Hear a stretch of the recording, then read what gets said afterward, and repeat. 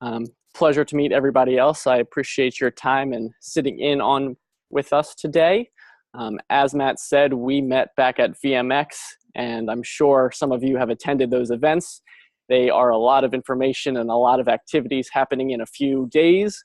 So it was great to kind of talk to Matt and his counterparts at Vetter, talk to some other practice owners while they were there, talking to them and us. And then, we kind of built this partnership. And as he kind of alluded to, we started as a way to help busy practices keep their schedules full. My dad is actually a doctor here. I'm based in Baltimore, Maryland on the East Coast. And for him, he had patients booked out for a month or two at a time. And I know that's not the case for every practice, but for him, he had patients looking to get in sooner. And instead of having them call the practice every day and having the staff field those calls when we all know they have 15 other things to be focused on, including patient care, we decided that there had to be a better way to handle that. And so about 2 years ago, we built a virtual wait list where it would take those patients looking for an appointment, even if they're booked next Tuesday and they want to get in tomorrow. It allows them to take an appointment and then go on this list. And if anything comes up before then, you can send out a text and email to those patients. They can book it on a first come, first served basis, and it automatically keeps your schedules full. Now, when we started that was good, and it helped with efficiency and maximizing revenue. And then talking to different practices, we realized that there were some other areas where they were talking about different systems, and some use the phone to field appointments, others use appointment requests. And so what we did is we actually built upon that foundation. And if I share my screen with you guys now. All right. I assume everybody can see this. Oh, sorry, Nick. Let me chime in really quickly. Just forgot to add, most of you know the procedure, but if you have any questions during Nick's presentation, please send them via chat. I will moderate them for Nick. And then when Nick's done, we'll open up the mic for general questions. Thanks, Nick. No problem. I appreciate that, Matt, and want to stick by your rules and your structure. So good answer. All right.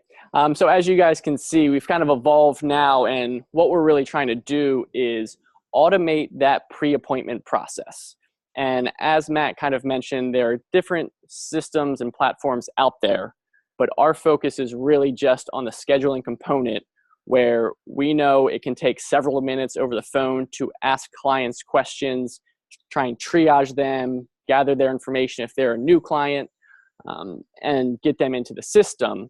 So we've taken our foundation and basically created a real-time booking platform that has the waitlist component, which I briefly talked about in the early going. And then we also set it up to mirror how your practice actually wants clients on your schedule. So whether that's we have 2 resources working at once and we want to stagger the appointments every 15 minutes, or we have one doctor working and they want to see 2 pets in the morning and then only 1 during the afternoon, or we've got surgeries in the middle and we don't want anyone to book during those slots. We really understand how you have your schedule set up, and then we do that on the back end so that when a client is on your site, they can do all that themselves, which then ultimately saves you and your staff time so that they can focus on the pets that are in the practice, or welcoming them when they walk in, or getting them out efficiently with the billing process. So we really want to focus on that pre-appointment and scheduling process to make your lives easier and improve that client experience. So with that said, I just want to do I have a few little bullets introducing us, and then I figured, since talking to veterinarians, technicians, and practice owners today, I would show you our company pet. This is a little kitten that we have in our office. He's now about 9 months old. He likes to participate with me when I do demos or calls, so just wanted to lighten the mood a little bit and show you that at the end of the day, it's about the pets and the pet parents, and then maximizing your revenue. So as I kind of mentioned a little bit online real-time booking. This is not an appointment request. We have the functionality to write back directly into Vetter. And if it's a returning client, we just pull up their records. If it's a new client, we can gather any information you need, and I'll show you how that all works, and then create the actual new client record in Vetter and populate the necessary fields. It's agile in the sense that if you say, this resource can only do these types of appointments, and then we want this resource to do 3 types of appointments and 2 at a time, our system can handle all that. We're great for stationary practices, kind of brick and mortar. We also work a lot with mobile practices because we can handle different areas. So if a vet is in one zip code and doesn't want to travel more than 10 or 15 miles, we can handle all that to take the burden off them. And then we even do a lot with spay and neuter practices as well, because they just have a lot of requirements where depending on the size, species, and gender of the animal, they might not be able to have capacity for them on a given day. So that's a lot of information all at once, but just kind of a little overview of the different aspects we do. And then, of course, included in all of this, we have appointment confirmations and reminders as well. So whether they book through us online or over the phone, we can send them a text and email confirmation and then a reminder anywhere from 1 day ahead of time to 5 days, depending on how often you want it to go out and at what intervals you want them to go out. So that's kind of the background. I will pause for a second to see, Matt, did anyone have any initial questions before I dive into the actual demo? No, go ahead, sir. It's all yours. Perfect. All right. I just wanted to make sure and be cognizant of their questions. All right. So what we do is after we set everything up to mirror your practice and get all the settings done with the resources, the appointment types, the block offs, we then embed it directly in your site. We white label it so people you don't have to tell them to go to next in line, go to the app store. It's all just, hey, go to our website, you hit make an appointment. And then, so if I do that on this practice's website, it just pulls up a little embedded iframe that is directly on your site, seamless experience. And then what we do, I mentioned a little bit earlier, is we determine if they are a new or returning client. So if they're a returning client, then they can select that, and basically they'll then enter their email address, at which point we will go through your client records within Vetter to confirm that this client does exist. So if I do one that doesn't exist, if someone's trying to say they're returning but they're not, we tell them we don't have your email address on file. And this is important because I've had practices say, well, we have a husband and a wife who have 2 separate emails and they don't remember which one they use. So this way, it's if the husband tries one, it's not there, then he'll think to try the wife's, and then it will pull up their records. If one does exist, what happens is we will send them via text and email a temporary token, so they don't have to log into any sort of portal. They don't have to remember a password. It's just a temporary authenticator that confirms it's actually that person. And when they enter that, it will allow them to go through the process, and it auto-populates the pet's information so they don't have to re-enter everything. But for sake of speed, because I don't have my cell phone with me, I'm just going to go as a new client. And then once that happens, this is the general flow that a returning client would see as well, with the exception of a little bit when they pick the appointment type, it actually asks them to pick which pet's coming in. So for this group, it's a multi-location practice. So for them, they start by asking the client which practice they want to see. This is all pulled out of the system. So if you have 2 practices, they can pick. If you only have 1 location, this is removed. Then they would just start with the next step, which is select the appointment type. And these, again, are pulled directly out of Vetter. So if you say, we do wellness, we do surgeries, we do checkups, we do boosters, however you want clients to be able to book online, you just turn those on and off in Vetter and in our system. And then, it allows the clients to do it that way to ensure they're not booking a surgery or a dental if you don't want them to. And then there's also another step, which if you will oblige me for a second, I'm going to switch tabs to one that has multiple providers, because that one, they don't allow you to actually pick a provider.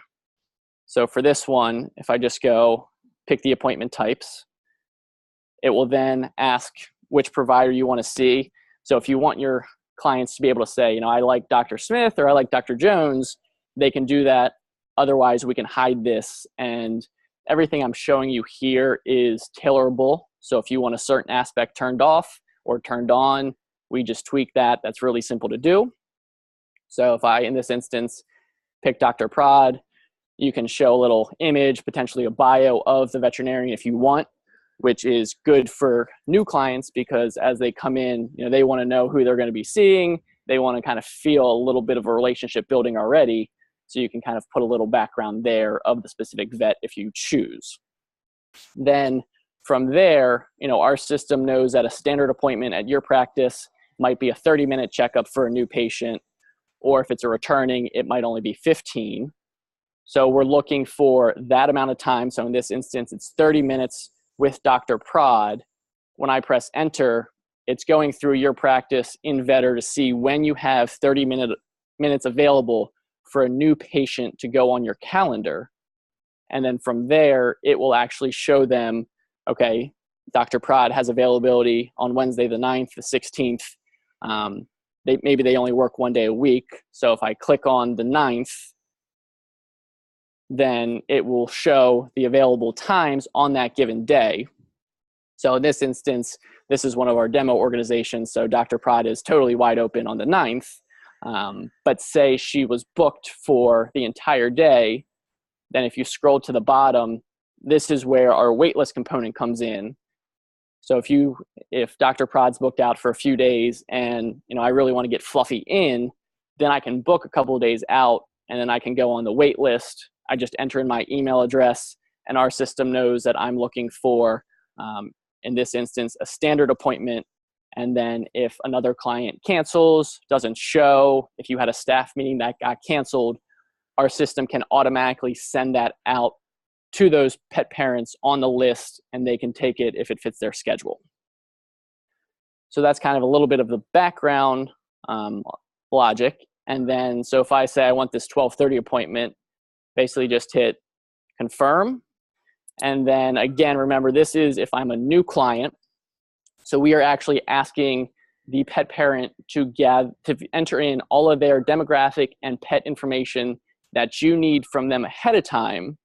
And this is important because I've had practices who say, we have staff that when they're on the phone, they're on a rush and they just enter the bare minimum information, the pet name and reason for visit, and they don't fill out everything else. So in this instance, whatever you need from a new client, whether it's a pet, address, email address, you tell us that, we put it here, and then if I try to go through, it will tell me that I can't go until I give you as a practice whatever you need. And then in terms of text messages, we just ask if they want to, if it's a cell phone and if they want to receive text messages, because we don't want to spam your clients with any sort of messages or reminders if they don't have a cell phone or if they don't want to receive text messages. Just got to comply with all those regulations. So if I put in my information,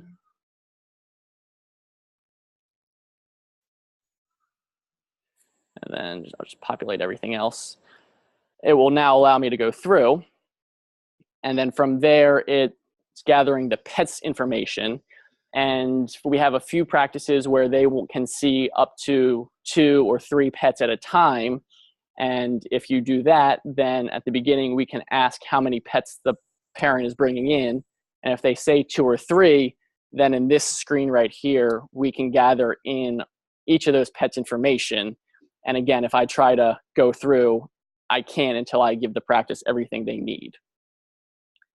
So if I just do Fluffy, reason for visit, vaccines, and annual checkup, then the genders, the species, the breeds, this is all pulling out of Vetter. So if you say that we can see cats, dogs, pocket pets, horses, whatever you actually see, we'll hide or show those.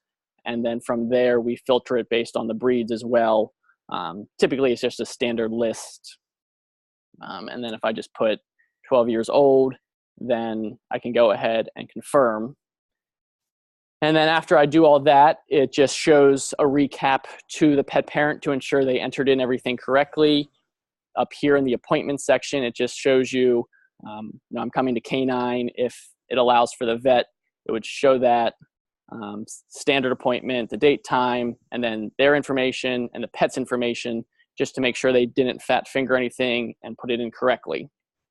And then at this point, if everything looks good, then they just confirm. It's spinning to make sure that that appointment did not get filled over the phone or by someone else on your website. If it did, it would return a message that says this is no longer available. But in this instance, it was still open. So the client, I got that appointment.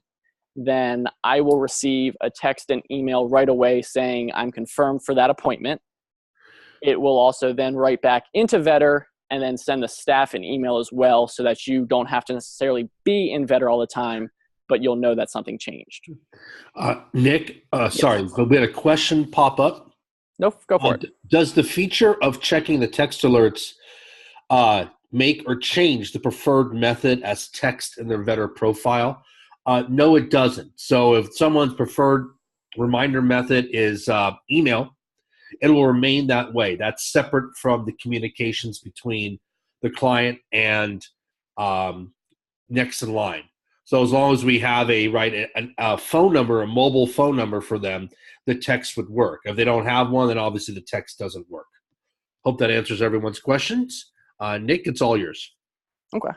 Well, I appreciate that, and always glad when you can jump in and answer the question. It gives me a little bit of time to catch my breath and wet my whistle a little bit. But so that's kind of the general flow of how it works. In terms of the audience, do we have any other non-brick and mortar? Do we have any mobile or spay-neuter practices that might want to see how that works? Or did this kind of cover those in attendance? And feel free to respond to Matt on chat if you want to see a different setup. Nick, I can tell you from I know my I know my peeps by now. Though they're all brick and mortar. So that helps. Just go ahead, and I know people would love to see how the next wait list thing works too. Okay. No, I appreciate that, and glad again you're able to answer the question. So next step is, as Matt said, we've got the wait list. So if I come back here and go through all this, then it's looking for the open appointments. In this instance, there's going to be a lot of them. So if I pick a day where there's nothing available, basically just sign up for the wait list. If I can type.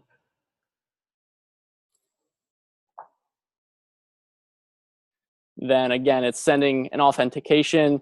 Just this way, they don't have to remember passwords. And if I pull up, step away from my computer to get my phone, then I will have the token in a second. But essentially what this does is it will put them on a wait list in our system. So let me just type this for 1 second.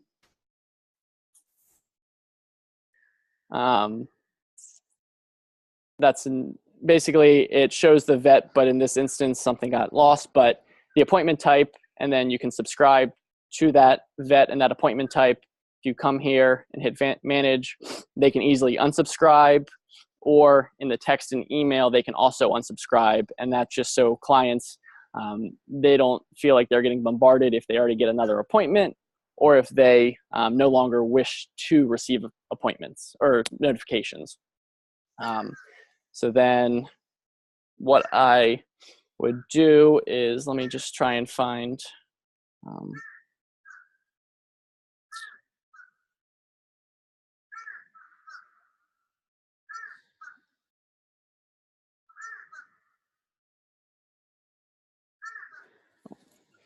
is it okay if if I turn off share screen just for a second to go through my email and find the appointment? Yeah, sure. Go ahead. How do I do that, though? That's a question. Oh, stop, pause share. There we go. Oh, Nick actually had a question. I forgot Montgomery Village we have here. They're brick and mortar and mobile. Okay. And actually, a couple of these people. Oh, look at all you empire builders out there. They have mobile and brick and mortar. Katie had a question. Any suggestions on how to make it easier to keep the appointments in a certain part of the city per day?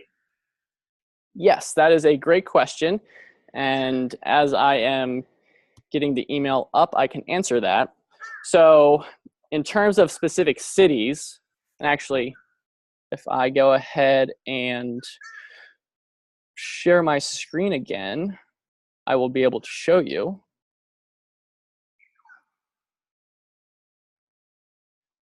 Okay, so I assume you can see my screen again. And I'll go back to the waitlist component, but since there is a question, I just want to answer it.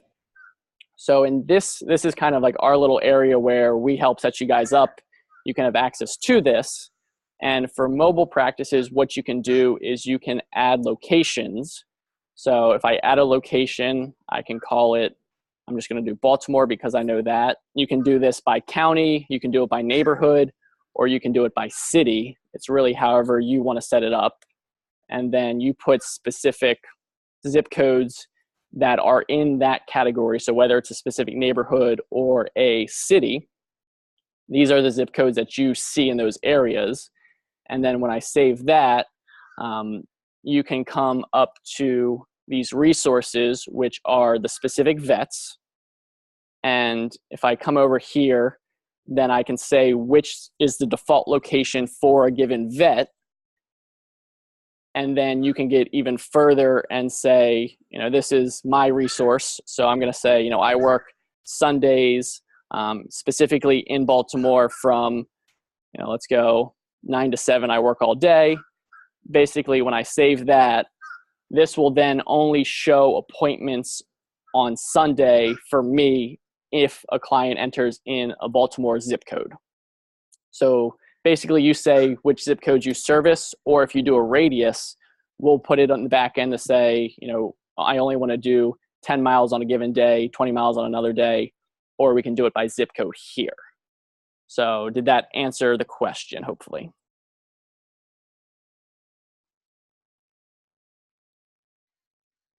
Yes, it did. Thank you. Perfect. You are welcome. Was there another question? Or it was just that one? No, it's just that one. Go ahead, Nick. Okay. So that was a good question. And it's always fun working with mobiles just because each one is separate and some people don't want to travel more than 10 miles from appointment to appointment. Others, they say we want to only focus on these zip codes on a given day. So that's fun to do. And then if I just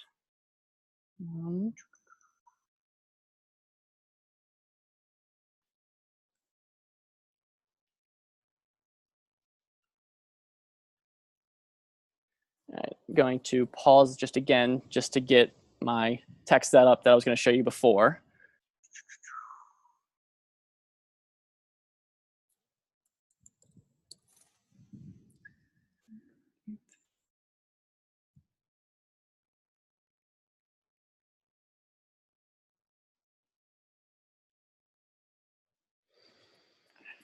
All right, so if I resume again. So when something becomes available on the waitlist component, basically the message will come and say, practice XYZ has a wellness appointment available. And then it will list the date and the time. This is a previous one, but then there's just a link in the message. The pet parent can either respond directly to the message by saying confirm or reserve, or if they actually click on the link, it will bring them to a window where this appointment's in the past, but it will say, do you want to reserve the wellness appointment on Tuesday at 2 p.m. And then they hit reserve. And again, that just goes directly back into Vetter. So was a little disjointed of an example, but hopefully at least gives you the idea that in basically a few seconds, when you mark it as canceled in Vetter or delete the appointment, it will then go out to people on that wait list, and they can book it. It's first come, first serve. And if the second person tries to book it, it will say this has already been taken, to ensure there's no double bookings or people on the schedule that you don't want to see. So what other questions do you have about any of what I just showed you? And I know it's always a lot of information to take in, and if things come up afterwards, you can always reach out to Matt and he can forward them to me. Well, we'll do open mic right now if anyone wants to, just ask questions directly of Nick. And Nick, this is also where you tell people that because they're Vetter clients, they get a free year of your service or some cool promotion like that. So I'll let you handle that part. Okay. Well, since you're Vetter clients, I'll give you a free Matt bobblehead. Hey, that could be worth a lot. Hey, it could be as he grows his empire.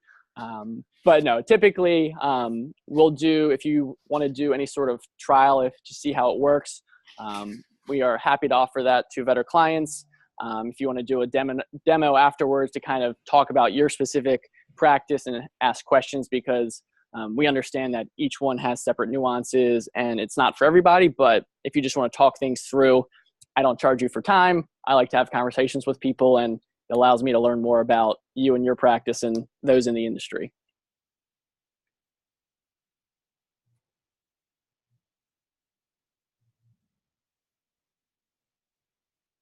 So thanks, Nick. I appreciate that. I'm looking forward to that bobblehead. Yeah, I'll put it in production for you tomorrow. My wife would enjoy that, actually. Enough humor, though. If anybody out there, if you guys, you can contact, just go ahead if you're interested in Next in Line. Nick and his team would then be happy to set up a demo and kind of walk you through it, discuss pricing with you. Just tell them you know me and my bobblehead, and Nick will give you a great deal. But you guys know the drill by now. Just reach out to me, please, with an email, and I will put you in contact with Nick as soon as possible. Anything else to add, Nick? Nope, that is everything. I like to keep it concise and short, and I appreciate everyone for your attendance and your questions. And if others come up, let me know. So to wrap it up, just watching Nick's Next in Line, and I got to tell you, I look at a lot of practice schedules, just part of my job, and it's amazing how full these schedules are. And I imagine have an automated service that can handle appointment cancellations for you, not just increases your staff efficiency and thus then the health of your client's pets, but also is going to improve your bottom line and make life easier for everyone. And this is part of Vetter's ongoing effort to create an ecosystem of solutions. And some of you may have heard me say this before when we first started, right? It's like, oh, we'll build everything. Well, it's not how it works, unfortunately, in technology. There's always somebody out there who specializes in a key component of practice success a little bit better than you do. And so we specialize in managing the practice, and we bring in other partners such as the online booking options with Next in Line, right? Promoting your clinic through Demand Force and VitusVet, for example. And this is all part of Vetter's ongoing effort to create an ecosystem of solutions that is not only affordable, but valuable to the health of your practice. And I hope that all makes sense. Again, this is Matt with Vetter Software, our Director of Client Development. If you have any questions, please email me at matt@vettersoftware.com or give me a call. And this session will be recorded and stored in the customer community a little bit later today. Thanks a lot, everyone, and have a great day.